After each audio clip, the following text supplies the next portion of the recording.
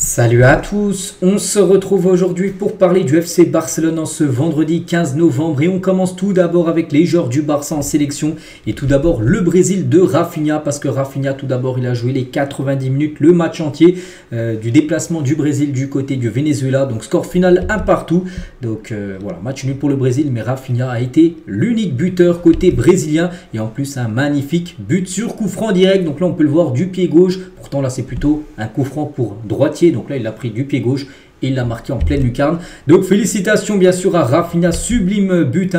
Et le but de Rafinha contre le Venezuela hier était le premier but sur coup franc du Brésil lors d'un match de qualification pour la Coupe du Monde depuis 19 ans. Voilà, ça datait.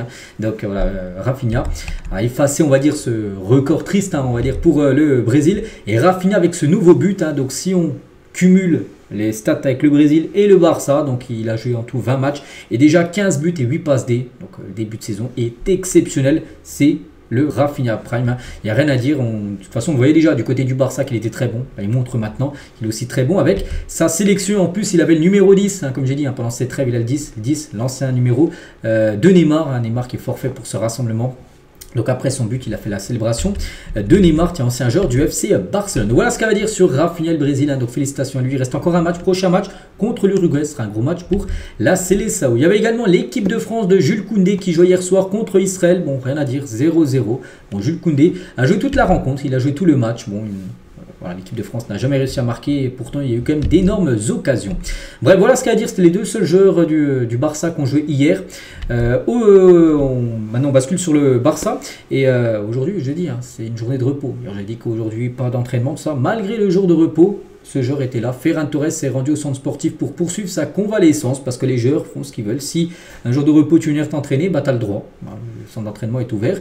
Donc voilà, Ferran Torres il est venu. Il était tout seul. Il a fait un petit peu de renforcement musculaire. Il a fait un peu de sprint, tout ça tout seul. Voilà, sur la pelouse, il n'y avait pas les autres joueurs vu que les autres étaient en repos. Donc reprise bien sûr de l'entraînement ce week-end, enfin demain samedi. Donc voilà, mentalité de requin, de guerrier parce qu'aussi il est blessé depuis quelques temps. C'est pour ça aussi qu'il voulait revenir pour voir ses sensations. Et Ferran Torres tente d'accélérer sa récupération pour être disponible pour le match du week-end prochain contre le Celta Vigo.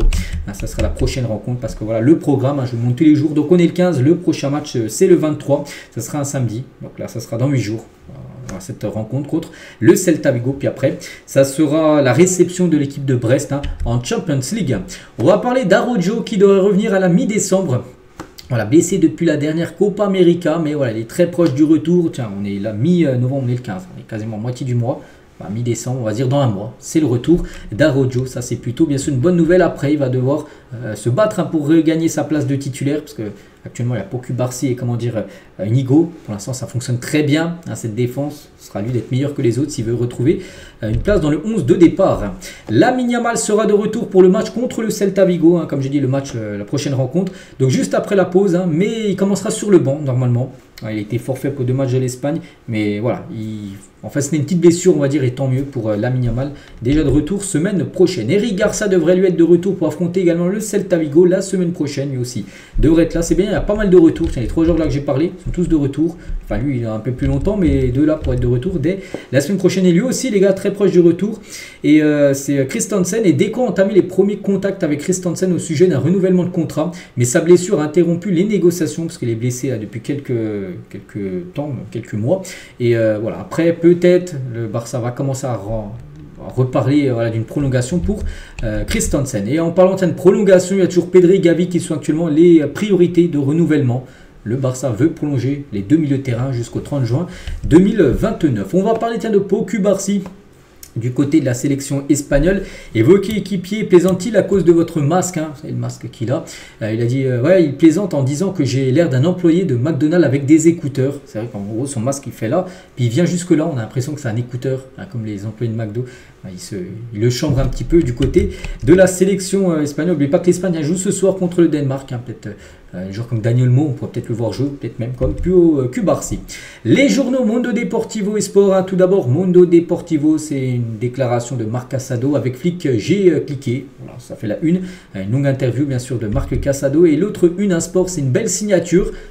Et on peut voir des joueurs, Rafael Leao, Kvaratskhelia, en gros, c'est des joueurs que le Barça suit, d'après le journal Sport. Et Hansi Flick et Deco ont un plan très clair pour le prochain mercato. Bon, le mercato été, parce que l'hiver, il n'y a pas de... tu peux pas permettre de faire des grosses signatures. Donc voilà, ce sera un ailier gauche. Voilà. Soit Kvaratskhelia et Rafael Leao sont deux ailiers gauche. Pour amener de la concurrence, c'est à Rafinha, parce que pour l'instant, tu as Rafinha, ça se plaît bien. Mais voilà, de temps en temps, il faut faire souffler les joueurs, faire tourner un peu des rotations. C'est pour ça que le Barça veut un grand nom, personne de ces deux-là. Et aussi deux arrières latéraux avec du potentiel.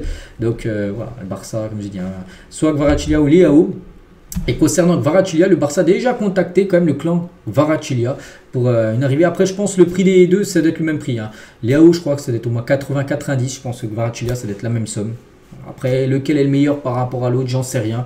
Moi, je préférais peut-être Kvaratskhelia, Rafael Leao, on verra sur qui ira le Barça. Et concernant les arrières latéraux que le Barça suit, donc Marc Bubil, Alvaro Carreras et Hugo Bueno, voilà, des joueurs, des jeunes espagnols, je crois que les trois sont espagnols, voilà, c'est des joueurs que le Barça suit pour le poste de latéral gauche. Concernant Ansu Fati, blessé pour les 4 prochaines semaines, il s'est blessé, c'était avant-hier lors de l'entraînement, et la blessure d'Ansu Fati a empêché son départ du Barça. Lui, le club ne pense qu'à son rétablissement et il restera jusqu'à la fin de la saison, parce qu'actuellement, vu qu'il est blessé, et pourtant il y a des clubs comme le Fenerbahçe qui est intéressé, mais il était intéressé avant sa blessure. Maintenant qu'il est blessé, est-ce qu'il va être toujours intéressé? Comment dire, le Fenerbahçe, je sais pas, on verra. Voilà, on verra parce que c'est toujours très compliqué. On peut dire la carrière voilà, d'Ansu Fati déjà depuis 2 ans. Jordi Cruyff qui l'a dit pour faire l'éloge de Hansi Flick, il n'est pas nécessaire de dénigrer les autres, les anciens coachs comme Xavi, comme Koeman. Non, Xavi a remporté un titre de champion très difficile, bien évidemment.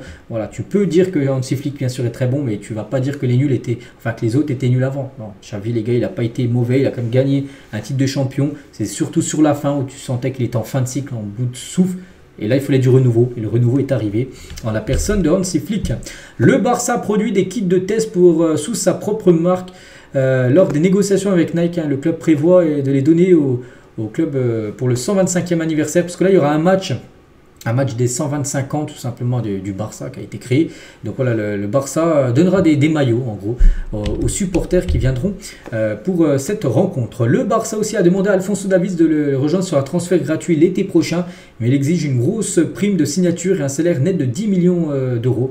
Bon, moi, à chaque fois que je vois Davies, les gars, je vois plutôt qu'il devrait aller au Real Madrid. Donc voilà, s'il va au Real, c'est qu'il n'est pas au Barça. Mais alors, on ne sait jamais, tant qu'il n'a rien signé au Real, il peut venir bien sûr au Barça. Mais pas que ce joueur est très intéressant, bien sûr, vu qu'il est libre en fin de saison. Les joueurs du Barça nominés pour les Globe Soccer Awards, donc c'est une cérémonie qui aura à Dubaï là, dans quelques semaines. Donc Lewandowski, Lamine Yamal et Dani Olmo, voilà, parmi cette liste-là, on peut voir Lewandowski, je peux voir Dani Olmo et Lamine Yamal tout en bas à droite. Donc bon, ça devrait, je ne sais pas si un des trois du Barça sera récompensé, mais voilà, déjà ils sont parmi les 30. Concernant le meilleur jeune de l'année, là il y a de fortes chances sur un joueur du Barça. Bon, il y en a deux, il y a Poku Barsi et Lamine Yamal. Là ça devrait être bien sûr Lamine Yamal, donc le meilleur jeune de l'année. C'est sûr c'est Lamine. Donc voilà, c'était les deux distinctions où des joueurs du Barça peuvent remporter bien sûr des prix. On finit avec ça aujourd'hui, donc voilà tout ce qu'il y avait à dire. J'espère que ça vous a plu. Donc nous on se retrouve demain, bien sûr demain samedi, même si c'est la trêve, on continue à parler bien sûr du FC Barcelone. Je vous souhaite une bonne journée et à demain.